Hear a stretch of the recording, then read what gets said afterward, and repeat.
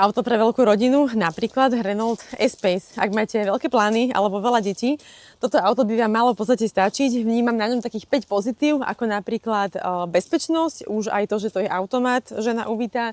Vyšší posed, mnohé ženy to majú radi, pretože lepšie vidia na cestu. Takisto, keď deti kričia, tak sú tam potom iné bezpečnostné systémy, ktoré nás upozornia na to, na čo treba.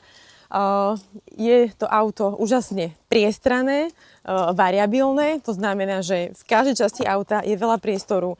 Vpredu majú šofér spolujazdec veľa priestoru aj na nohy a takisto aj vzadu, či tam sú deti alebo dospeláci. Veľký priestor na nohy, na vysokých ľudí, na výšku nad hlavou, variabilita, posúvanie sedačiek. Úplne v pohode tam zmestíte 3 detské autosedačky. Deti milujú panoramatické strechy, ďalšia výhoda tohoto auta, pretože dosť často to majú vo výbave. A pre matku celý bezkľúčový systém vždycky musí byť. A kufor, priestrannosť kufra, všetko, čo potrebujete, naložíte a keď máte málo miesta, dáte na strechu.